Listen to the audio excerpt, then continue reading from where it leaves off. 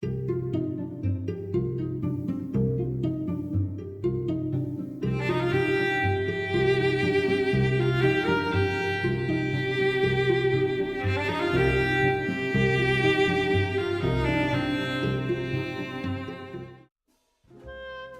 estetika berasal dari bahasa Latin yaitu aestheticus atau dalam bahasa Yunani yaitu aesthetikos yang artinya adalah merasakan atau hal yang dapat diserap oleh panca indera manusia.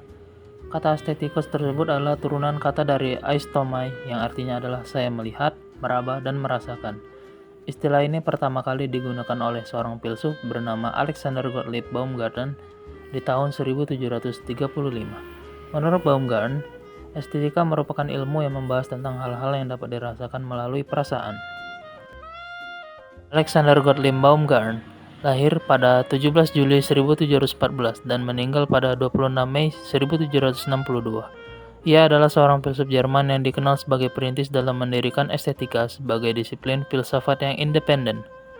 Alexander lahir di Berlin, Prusia, merupakan anak kelima dari 7 bersaudara dari pasangan Jacob Baumgarten, seorang pendeta garnison, dan Rosina Elizabeth. Setelah kehilangan kedua orang tuanya pada usia muda, ia menempuh pendidikan di sekolah Zumgarten Kloster di Berlin dan kemudian melanjutkan studi teologi, filsafat, serta ilmu-ilmu indah atau retorika dan poetika di Universitas Halle. Selama masa studinya, Alexander dipengaruhi oleh karya-karya Gottfried Wilhelm Leibniz dan Christian Wolff. Pada tahun 1737, ia diangkat sebagai profesor luar biasa di Halle, dan pada tahun 1740 menjadi profesor penuh di Frankfurt an der Oder. Karya-karya Alexander yang paling signifikan yaitu Estetika, yang terdapat 2 volume dari tahun 1750 sampai 1758. Karyanya ini membahas topik-topik seperti seni dan keindahan, serta menetapkan estetika sebagai bidang kajian filsafat yang terpisah. Dalam teorinya, Alexander menekankan pentingnya perasaan dalam proses kreatif, dengan menyatakan bahwa seniman harus secara sengaja mengubah alam dengan menambahkan elemen perasaan ke dalam realitas yang mereka persepsikan. Karya-karya Alexander Gottlieb Baumgarten. 1. Estetika 1750 sampai 1758. Estetika adalah karya monumental Alexander Gottlieb Baumgarten yang memperkenalkan istilah estetika sebagai disiplin filsafat yang mandiri. Dalam buku ini, Baumgarten mendefinisikan estetika sebagai ilmu tentang persepsi indrawi atau cognitio sensitiva dan pengalaman keindahan. Ia berargumen bahwa pengetahuan tidak hanya berasal dari pemikiran logis dan rasional, tetapi juga dari pengalaman sensorik yang lebih halus, seperti yang ditemukan dalam seni dan keindahan. Baumgarten berusaha mengangkat studi tentang seni dan keindahan ke tingkat yang sama dengan logika dan epistemologi. Ia mengklaim bahwa pemikiran estetis memiliki nilai kognitif yang sama pentingnya dengan pemikiran rasional, meskipun tidak selalu bertunduk pada aturan logika formal. Dalam pandangannya, estetika bukan hanya tentang seni, tetapi juga tentang bagaimana manusia mengalami dan memahami keindahan melalui indera mereka. Buku ini memiliki dampak besar terhadap perkembangan estetika modern dan mempengaruhi pemikiran besar seperti Immanuel Kant yang menggunakan konsep Baumgarten tetapi mengembangkan estetika dalam kerangka filsafat kritisnya sendiri. Kant akhirnya membatasi istilah estetika pada diskusi tentang keindahan dan seni, sedangkan Baumgarten melihatnya sebagai bagian dari epistemologi yang lebih luas.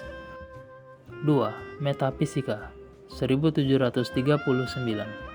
Metafisika adalah salah satu karya utama Alexander Gottlieb Baumgarten yang membahas dasar-dasar metafisika, mencakup konsep realitas, eksistensi, dan pengetahuan. Buku ini ditulis sebagai teks ajar untuk mahasiswa dan menjadi sangat berpengaruh dalam filsafat Jerman abad ke-18. Dalam metafisika, Baumgarten mengembangkan dan memperluas gagasan metafisika dari Gottfried Wilhelm Leibniz dan Christian Wolff, 2 filsuf yang sangat mempengaruhinya. 3. Etika Filosofika 1740. Etika Filosofika adalah salah satu karya penting Alexander Gottlieb Baumgarten yang berfokus pada etika dan filsafat moral. Dalam buku ini, Baumgarten mengembangkan konsep etika berdasarkan pendekatan rasionalistik yang dipengaruhi oleh pemikiran Christian Wolff dan Gottfried Wilhelm Leibniz. Dalam Etika Filosofika, Baumgarten mencoba merumuskan prinsip-prinsip moral yang dapat dipahami melalui akal budi manusia. Ia menganggap bahwa etika bukan hanya tentang aturan moral yang bersifat normatif, tetapi juga tentang bagaimana manusia dapat mencapai kehidupan yang baik atau vita bona melalui pengembangan kebajikan dan tindakan yang rasional.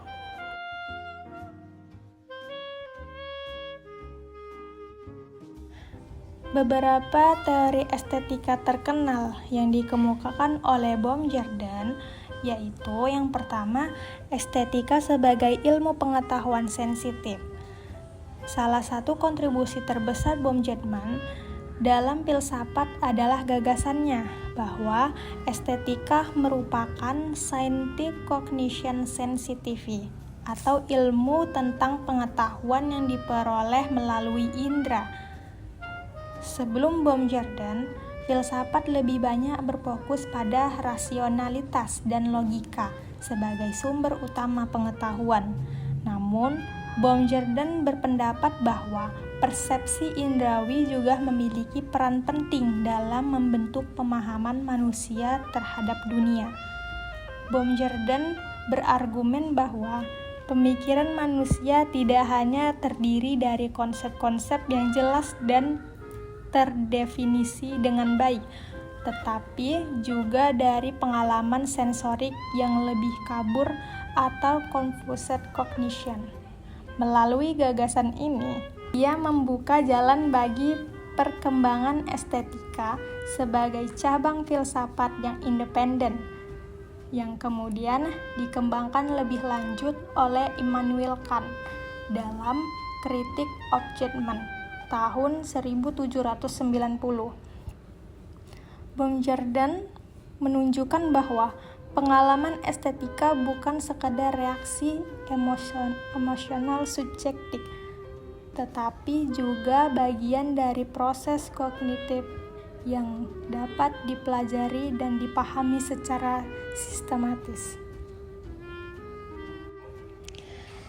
Yang kedua adalah keindahan sebagai kesempurnaan yang dirasakan oleh indera. Salah satu teori utama dalam estetika Baumgarten adalah bahwa keindahan manusia bentuk kesempurnaan yang dapat dirasakan oleh indera manusia. Dalam pandangannya, keindahan bukan hanya sekadar subjektif atau emosional, tetapi memiliki dasar rasional yang dapat dipahami dan dianalisis secara filosofis. Baumgarten berargumen bahwa manusia memiliki dua cara utama dalam memahami dunia. Yang pertama, pemahaman yang jelas dan rasional atau kognisi distinction, yang didasarkan pada konsep logis dan analisis.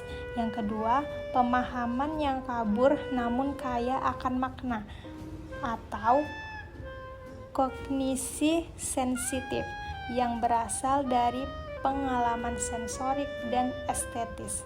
Keindahan menurut Baumgarten adalah bentuk dari kesempurnaan yang dianggap melalui pengalaman sensorik.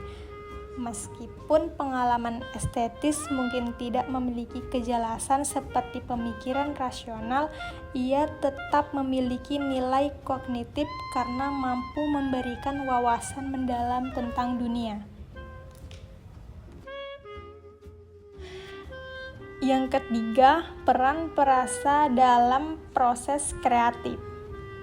Baumgarten menekankan bahwa perasaan memiliki peran sakral dalam proses kreatif dan pengalaman estetis.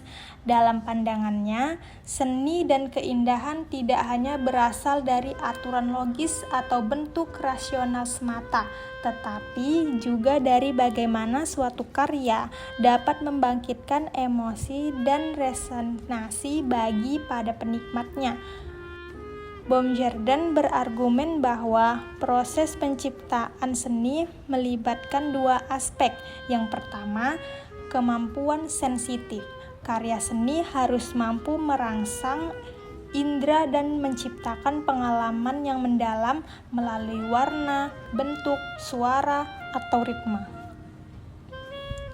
Yang kedua, resonansi emosional. seniman tidak hanya mereproduksi kenyataan secara mekanis, tetapi juga memasukkan emosi, intuisi, dan imajinasi ke dalam karya mereka, menciptakan pengalaman yang lebih kaya bagi penikmat seni.